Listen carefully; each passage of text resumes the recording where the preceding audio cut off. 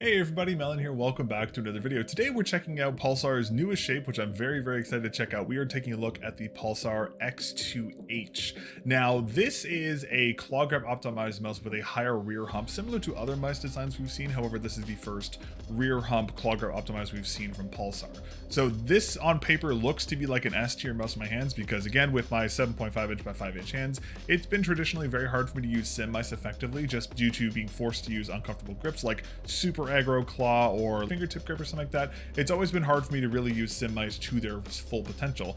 But with the rear hump on this mouse, this may be the perfect mouse for me, and I may actually be able to use a sim mouse to the fullest extent. So I'm really excited to see how this shape actually feels in my hands, and I'm really excited to do a quick unboxing today and go over some quick little details about it. I will have a full, much more in-depth video of this mouse up in a couple weeks, including a full teardown like I did with the Pulsar X2V2, which of course, if you missed that video, you can go ahead and check out that as well. But I will have a full, much more in-depth review up in a couple weeks, so be sure to get subscribed so you don't miss that. But today we're just going to do a basic unboxing and I'll give my first impressions on a couple things about the mouse. Let's go ahead and get right into it. Now, quick disclaimer before we get started, Pulsar was kind enough to send these X2H out for me to review, so thank you very much to them. I greatly appreciate that. As always, I will have timestamps down in the video description and in the comments, and if you happen to have a particular question about the X2H that I don't cover in this video, feel free to leave a comment down below and I will do my best to either answer that question now or cover that question in the full review. So if you have any questions or particular things about the X2H, be sure to leave a comment down below. Now, in terms of pricing, the X2H retails for $99.95 USD. There is a mini and a medium version available. Both of them do retail for the same price. On paper, it is using the exact same specs as the X2V2, so we still have the Pixar 3395 sensor. We have the Pulsar switches, the Pulsar encoder.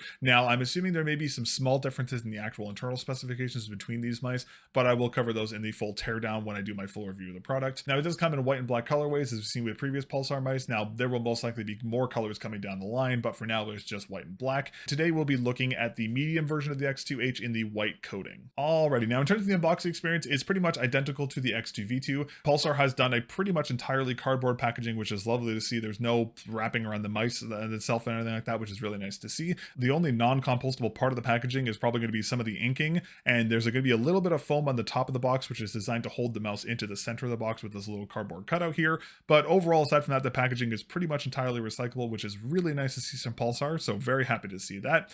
Inside the box, we have the mouse itself. We have a USB-A to C adapter. We have a labeled X2H USB-A dongle, which is nice to see so you don't get it mixed in with your other dongles. That's a great feature there. We do have the same USB-A to C cable we saw with the Pulsar X2V2, which does have the same tilt angle at the end of the USB-C cable, which is a lovely thing to see, and I'm very happy to see Pulsar continuing to do that with your cables. We also have just a little user manual. We have a Pokemon-style info sticker about the X2H, and we have a Pulsar sticker. Now, this unit does come with a 2-year warranty through Pulsar, which is nice to see. All right, let's talk about the feeling of the X2H in hand. The X2H shape is fantastic. Now, again, I am a claw grip player, so this mouse is definitely designed for that grip style, but this mouse feels so good in my hand. It's just immediate, easy palm contact. You don't have to shift your grip at all. It's just immediately palm contact. Now, traditionally on other symmetrical mice, I have to use this kind of base palm contact where I kind of have the corners of the mouse resting in the bottom of my pinky and the bottom of my thumb area, kind of the meaty part of my palm. However, on this mouse, it's just straight palm contact, and you can just wrap your hand around the mouse super comfortably.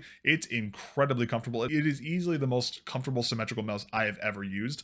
Ironically enough, this mouse actually feels very similar to a mouse I used a couple years ago. It actually feels shockingly similar to the SteelSeries Sensei 10. Now, I'm not sure if it's just because the length of the mouse or just the way that I hold the Sensei 10 compared to the X2H is very similar. Now, I know the Sensei 10 does have a centralized hump, as of course the X2H has the rear hump, but for whatever reason, it just draws me back to that mouse because that was one of my old mouse I used to use a long time, and it was very comfortable for my bigger hands, and I'm getting that same feeling again on the X2H. So that's a weird comparison, but of course we'll have to see how it obviously holds up during testing. Now, another thing I did want to note is that the coating on my white edition of my X2H compared to the coating on my black X2V2 is like night and day different. I did talk about the differences of the coating on my full review of the X2V2, but now that I actually have a white version here to do a direct testing on, it is night and day different. I can already tell the white coating is probably going to be a problem for me because, again, I do have wetter hands. I will probably have to shift my grip a fair amount despite how comfortable this mouse is due to the coating, so I'll probably have to put grip tape on this one, but we'll have to see how it fares during testing, and I'll have a full comparison between the coatings in my full review. But overall, the mouse feels amazing in my hand. Just off of initial impressions, it feels super comfortable,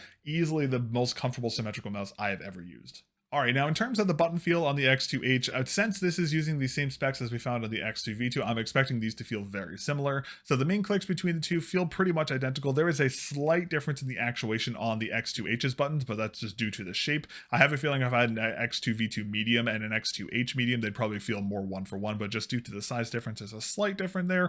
The scroll wheel feels identical, the scroll click feels identical, and the side buttons feel identical. Overall, very solid, and there's no QC problems on my unit either. It's built very well, which is nice to see. Very similar to the X2V2. Now, of course, when I do my full teardown of this mouse, we'll have to see what's actually on the inside. I'm interested to see if the X2H is also using those weirdly rebinned razor switches. So I'll go into a lot more depth of what's actually on the inside of the X2H in my full review once I get a chance to take it apart and see what's going on the inside. Now, in terms of the stock skates, these are the exact same stock skates as we've seen on all the previous Pulsar mice, which I'm very happy to see because I personally really do love their stock skates. I will do a little bit of testing of their stock skates for the full review, but I'm not going to talk about them too much because I will have to remove them to disassemble the unit, and of course I will probably be putting on some kind of aftermarket skates to do some testing on them. So just keep in mind the stock skates are completely fine. I have no problem with them. I will be removing them not because the skates are bad, just because I have to remove them to disassemble the mouse. All right, now in terms of the onboard controls, this is the exact same controls we've seen on the X2V2. So we just have a power slider and a DPI toggle. Nothing else has changed there. And in terms of the onboard memory and software, no problem so far. Again, Pulsar software has always been really good in my opinion. It's probably some of the best you can get on the market right now.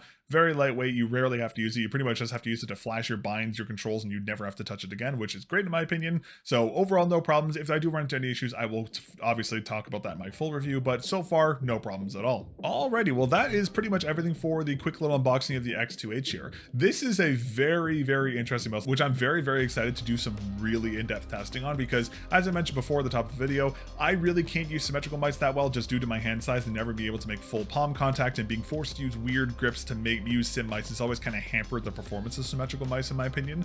But with this shape, and since it feels so good in my hand, it is just so well optimized for claw grip, I'm really interested to see how far I can push the performance on this one, because as of right now, symmetrical mice and fingertip mice are just, the performance of those pale in comparison to how I feel on ergo mice like the Death Adder V3 or any of the other ergos in the market right now. So I'm really interested to see how far I can actually go with this mouse and if I can match or surpass the performance I find on ergo mice on a symmetrical mouse. So I'm really excited to see how this feels. I'm really excited to get into testing.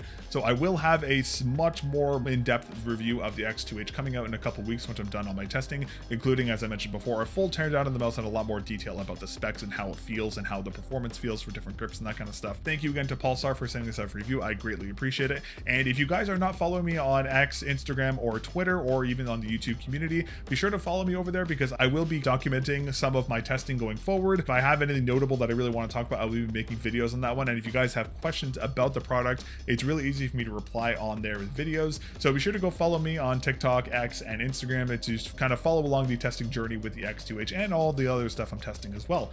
But anyways, that is everything for today. Thank you very much for watching. I greatly appreciate it. And I am very, very excited to see how the X2H performs because this seems like a really good mouse for me, but we'll have to see how it actually fares during testing. But anyways, that's everything for now. I will catch you guys in the full review in a couple weeks. Peace.